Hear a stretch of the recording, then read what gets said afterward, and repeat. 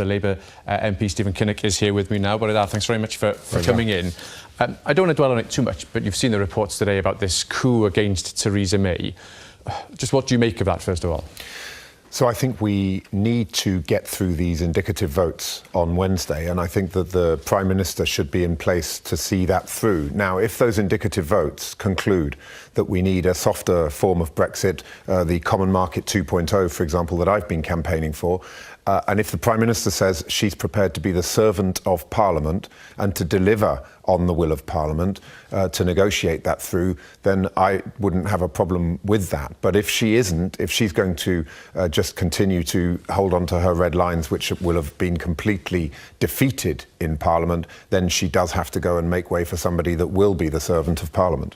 You mentioned the indicative votes. Now, this is a series of options, everything from revoke Article 50, another referendum, a few various options like the one you've mentioned, to free trade, to no deal. And they'll all be on the table, if you like, on a ballot paper, and you all as MPs will vote which ones you want to see. You want to see this idea of a customs 2.0, the Norway Plus sort of model. Why do you want to see that one?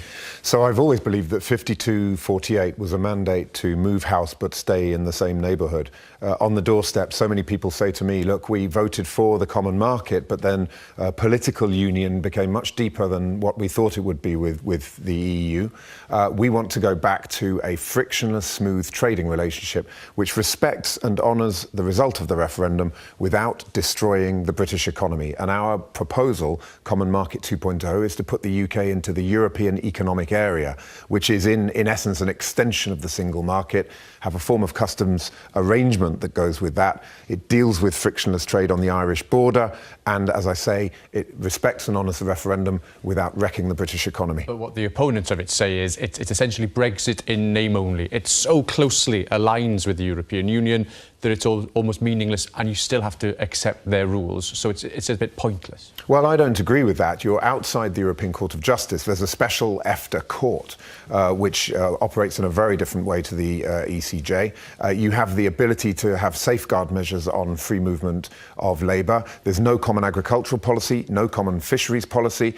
It is an arrangement which takes us a step away from political union and says to the British people, we're not going to be in that deeper gravitational pull of Brussels, but we're going to have a very pragmatic, sensible, bridge-building relationship. And my goodness, don't we need to build some bridges at the moment? So what these indicative votes will be trying to find is, where is there a majority in the House of Commons?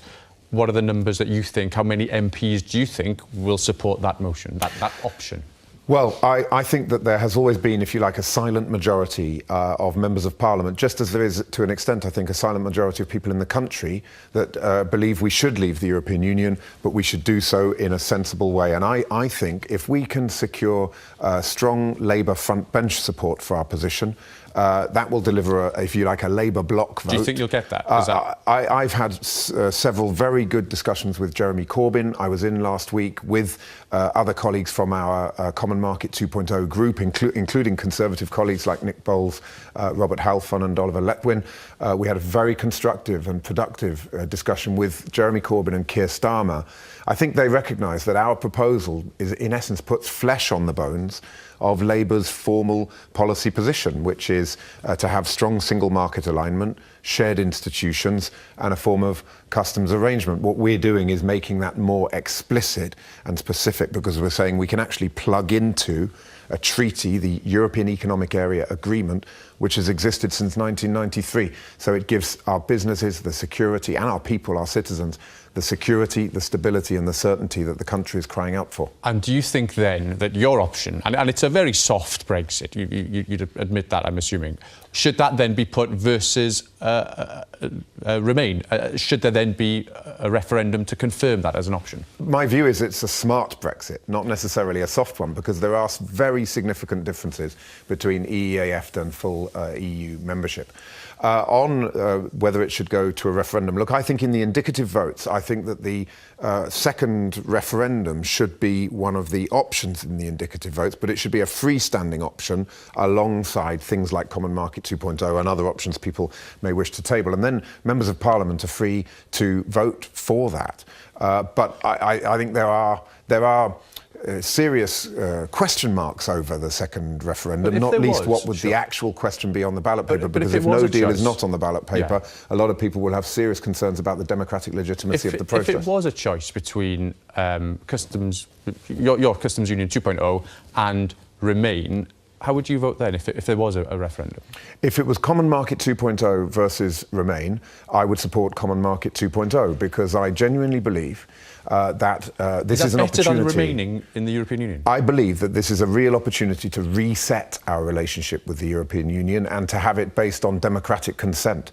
The European Economic Area is actually celebrating its 25th anniversary this year, and it has been a relationship that has really worked for the countries that are in it, that have said, we won't be part of that deeper, more political union, but we want the common market. We want that strong market-based relationship. And I think it's also an opportunity for the EU to reset along these new lines of perhaps creating new groups within the EU, those who go into the Euro and the Eurozone and want to have a European army and deeper political integration. That's great, that's fine for them.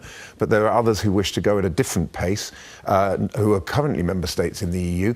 Let's think creatively about the future of the European Union, and this could be a catalyst for making that happen. So what's your gut instinct about how next week will progress? Now, these votes may well happen on Wednesday. If there's a vote to allow it to happen tomorrow, you'll be voting until the wee hours, until whenever it's all decided. How do you think it'll end up being?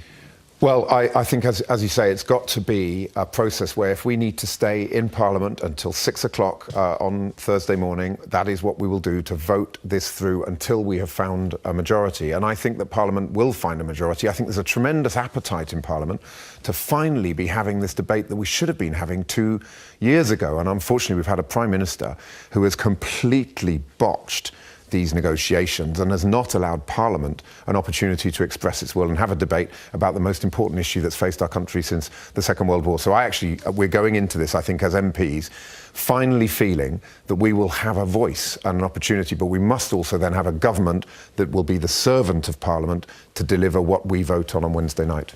Busy week ahead. Thanks very much for coming in this morning. Stephen Kinnock.